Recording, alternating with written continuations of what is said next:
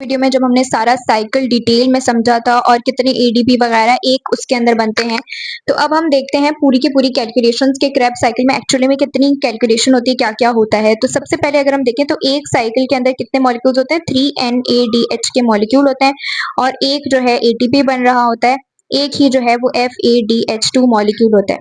तो अब ये जो 3 NADH के मॉलिक्यूल फॉर्म होंगे, ये एक एसिटाइल कोए के मॉलिक्यूल से, और मैंने आपको बताया था कि जो ग्लूकोज होता है वो क्या बनाता है,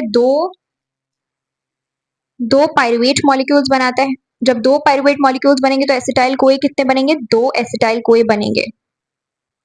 तो दैट मीन्स 2 एसिटाइल कोए। अगर एक से ये सारी चीजें बन रही है तो जब 2 साइकिल्स रन होंगी तो 2 साइकिल में हमारे पास कितना मटेरियल बनेगा। सबसे पहले तो ये जो 3 है, 3 2 6 NADH के मॉलिक्यूल्स बन जाएंगे, 2 ATP बन जाएंगे दोनों साइकिल्स के अंदर, ठीक है। और FADH2 कितने बनेंगे, 2 FADH2 बनेंगे, ठीक हो गया। तो मतलब एक साइकिल के अंदर एक एसिटाइल कोलिन जो है एसिटाइल को ए मॉलिक्यूल इतने मॉलिक्यूल्स बनाता है, तो 2 जो है वो इतने बनाएंगे।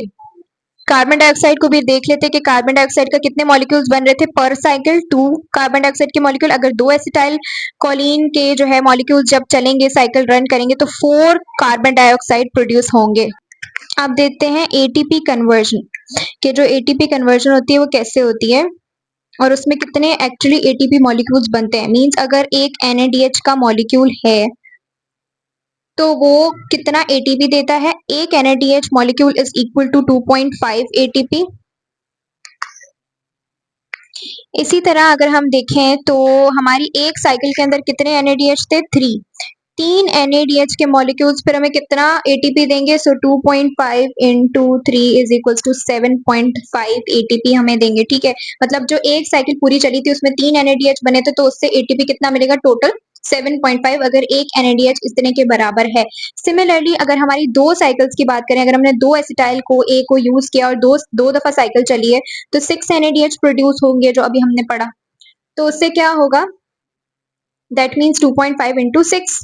तो हमारे पास टोटल में कितने NADH के मॉलिक्यूल, एटीपी के मॉलिक्यूल्स बनेंगे, 15 एटीपी के मॉलिक्यूल्स बनेंगे, ठीक हो गया। सिमिलरली हम बात कर लेते हैं FADH2 की, कि एक FADH2 मॉलिक्यूल हमें कितना एटीपी देता है, 1.5 एटीपी देता है। मतलब इसका मतलब ये कि हमारे एक साइकिल के अंदर कितना प्रोड्यूस होता है, एक। तो दैट मीन्स हमें इतना एटीपी मिलेगा।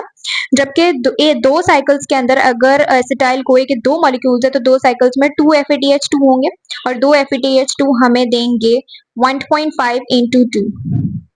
तो ये बेसिकली हमें 3 एटीपी प्रोड्यूस करके देता है, ठीक है।